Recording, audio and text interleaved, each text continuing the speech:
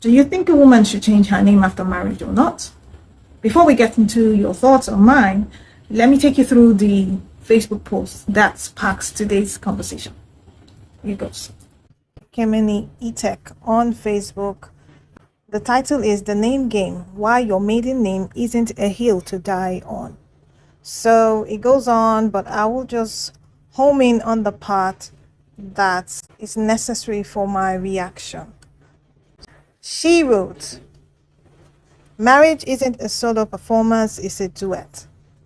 When a family shares one name, it creates a sense of cohesion and stability. It says we are one unit. There is a certain beauty and order in the legal blending of a family, where the wife, the husband, and the children all answer to the same name. Biblically, the word is clear. The two shall become one.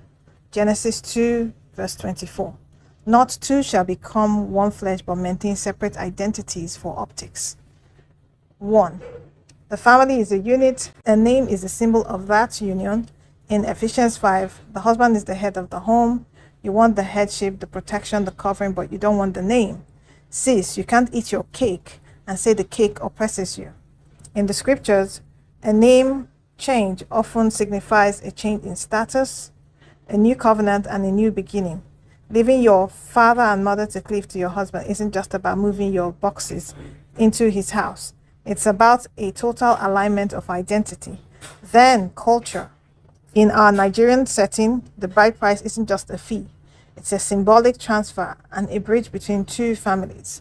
By taking or including his name, you're honoring that union. You aren't just Ndubisi's daughter anymore. You are a wife in your own right.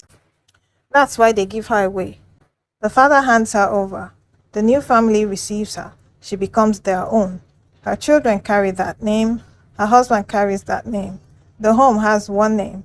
This is not oppression. That is structure. And structure is what separates a family from a situationship with children. So she goes on to say other things. Doesn't concern what I have to say right now. So let's get into it. Yeah. So before we go into it further, let's read the actual verse in the Bible that she references. Okay, so that's Genesis 2, verse 24. That is why a man leaves his father and mother and is united with his family, and they become one.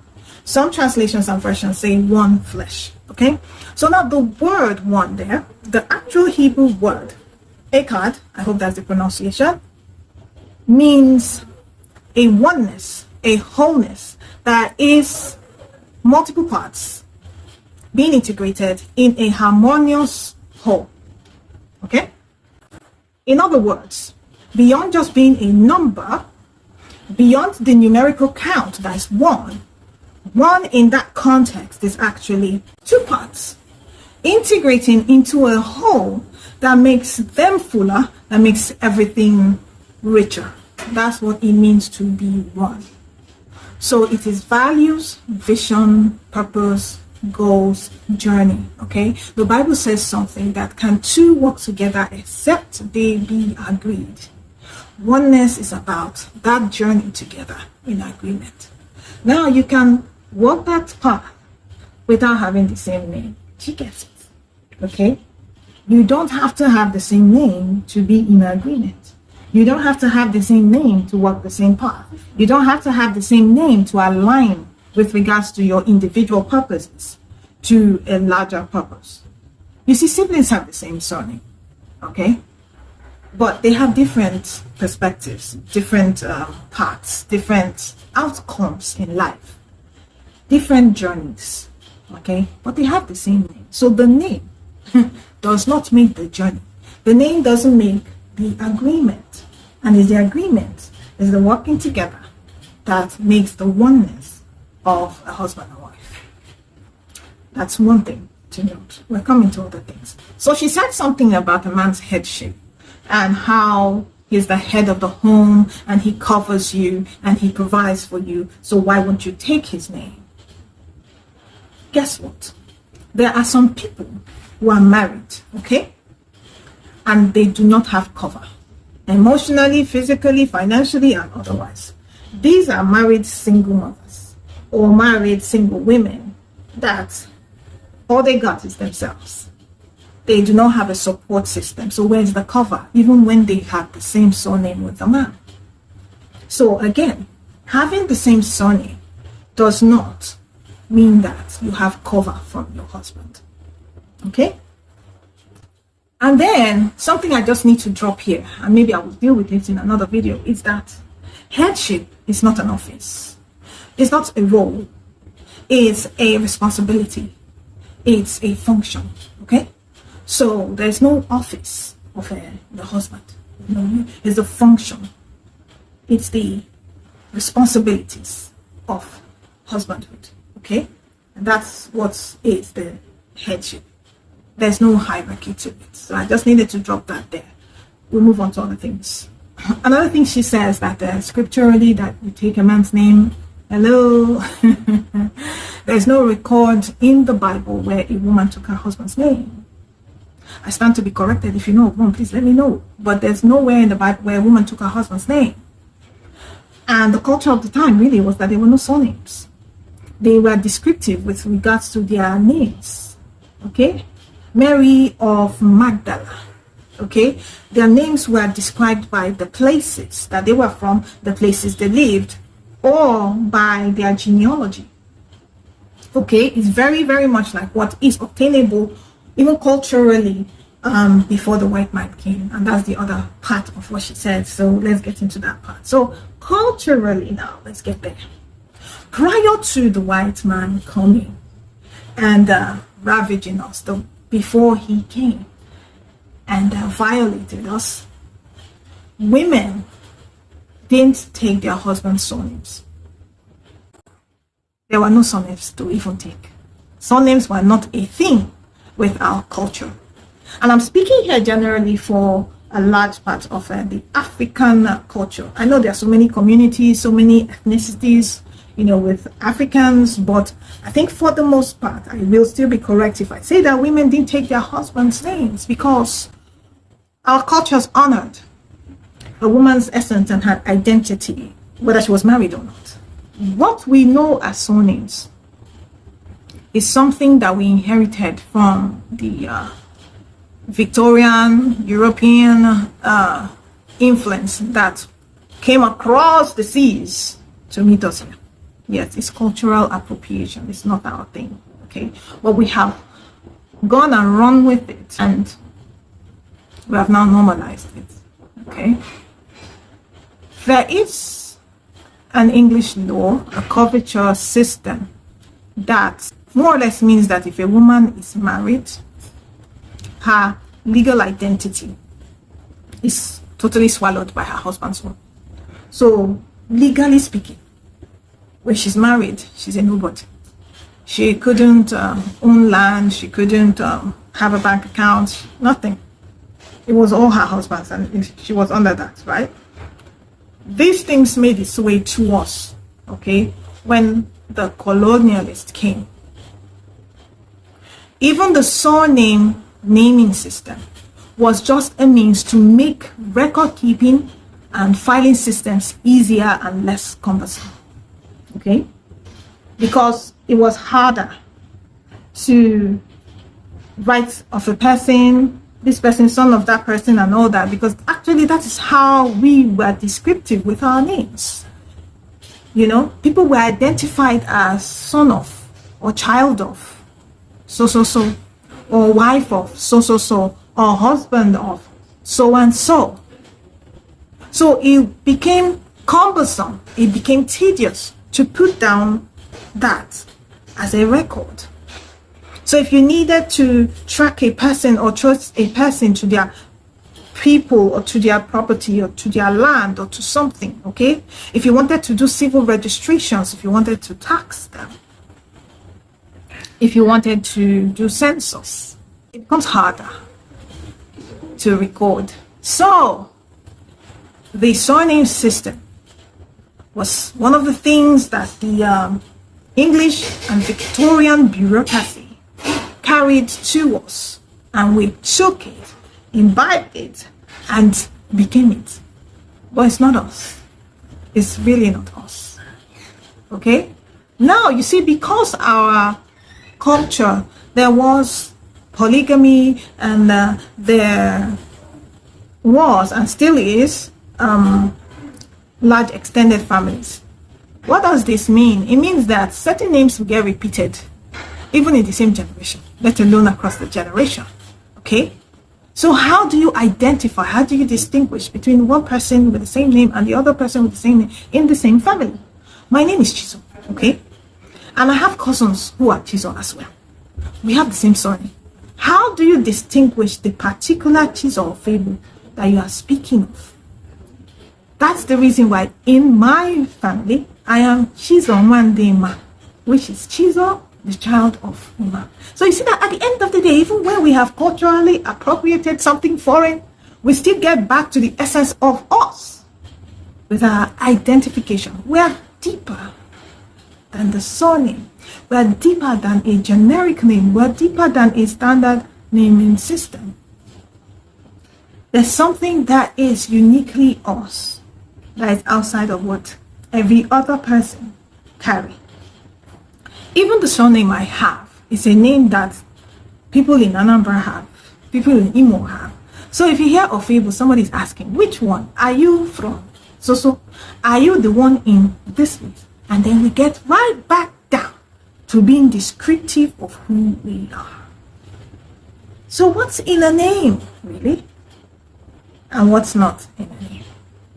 Yeah. You see, I believe that women are multivalent and we're too deep with our expressions of who we are, especially according to who we are to the people we love. Many times women struggle with identity crisis according to the different roles that they play to different people. You know, their mothers, their wives, and then it seems like they are lost. They lost their essence, and now they're losing their name again. You know, you see, life is very transient. Change is the only constant. So 1 minute she's single, and then the next minute she's married, and the next minute she may just be no longer married. What happens when her identity keeps on changing form? What is this shape shifting about? Men don't have to go through this stress. Why do women have to go through the rigors of this change of name? If you ask me, do I recommend that a woman changes her name? I will tell you no, and here's my reason. It's unnecessary. It really is. It changes nothing. Taking a man's name does not make you married to him. There are women who have cohabited with men for donkey years. Everybody thinks they are husband and wife. But in their bedroom, they know the truth that they are just living lovers. You know, she's just a living baby mama at the end of the day. When the chips are down, when you come right down to the legality of that union or not, she's not a wife, even when she took his name. Okay? That means taking the name doesn't make you a wife. And conversely, not taking the name doesn't also not make you a wife if the legal requirements to be a wife have been met and fulfilled. If your bride price has been paid, traditionally you're a wife. It doesn't matter what name you are bearing. The person who paid your bride price, that's your husband. And he's going to stand in any court of law in this country and probably outside. Okay? In the same vein, if you are married under the act, it doesn't matter what surname you have. Okay? It simply means that he's your husband, name or not. When you sign the marriage certificate, you will be signing it with the name you have at that moment prior to a name change. What's on your certificate is actually your maiden name. So if you go and do a name change, right, after that, it really doesn't matter.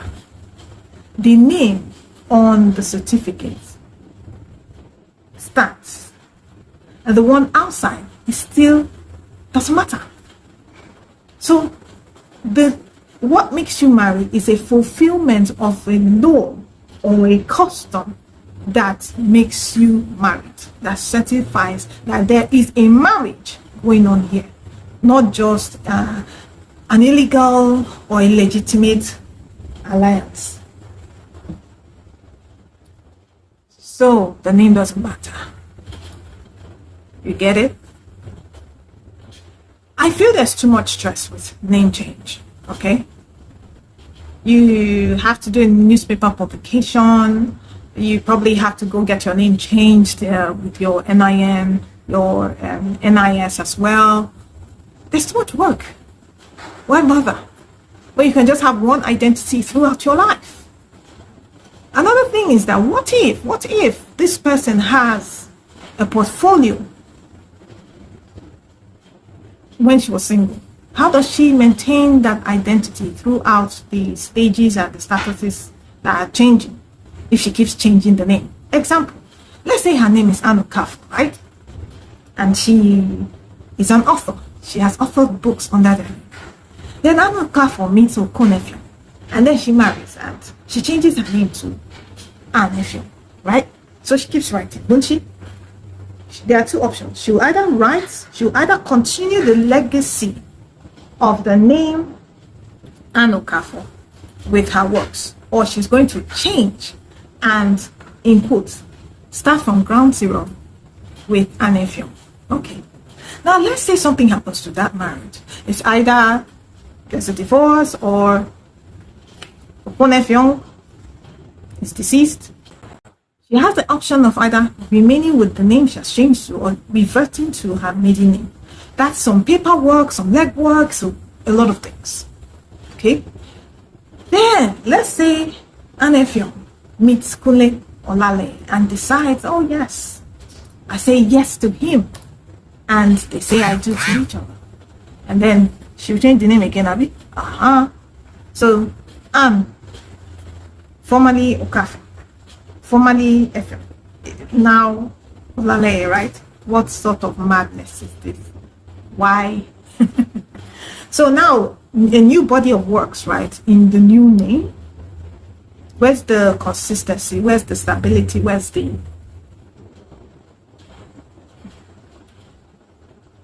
Why bother when she can stay with one name? Again, men do not have to deal with these things. So some of them don't understand it. I don't recommend it.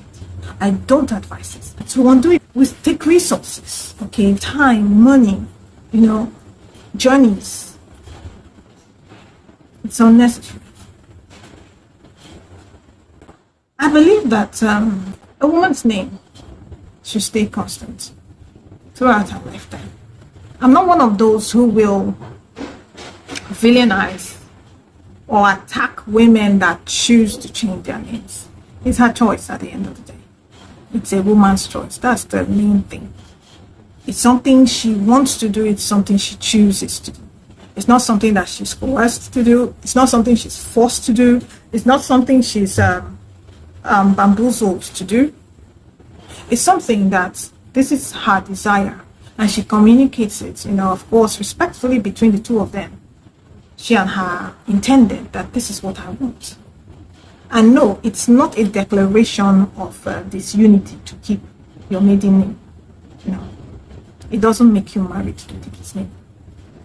It doesn't make you not be in agreement with him if you don't take his name. So, what's the takeaway from this? Number one, whether a woman takes her husband's name or not is her desire. It's her prerogative. It's up to her entirely. No, it is not her husband that dictates that. It's her that does that. Again, healthy couples communicate this thing so you're carrying your spouse along or your intended along. Number two, taking a man's name does not make you married to him if the legal and social requirements of marriage have not been met. You can live with him all you want, have as many children as you want with him, even change your name to his own. But if you people have not done the proper legal bit to legitimize that union, it does not make you his wife. You are just answering his name. You just change your father's name for nothing. Conversely, if a woman does not take her husband's name and they have done everything legally to legitimize their union, either by native law and custom or under the act, that is his wife, whether she's answering his name or not. There's nothing in the Nigerian constitution that says that a wife has to answer her husband's name for the name to be valid or recognized. Nothing. Okay? Number 3, there's nothing biblical about taking your husband's name. It's not in the Bible. It's not written. You will not be failing any law of God or man if you don't take your husband's name. Yes. So it's up to you. Now, let me know in the comments what you think. I'll see you next time. Bye.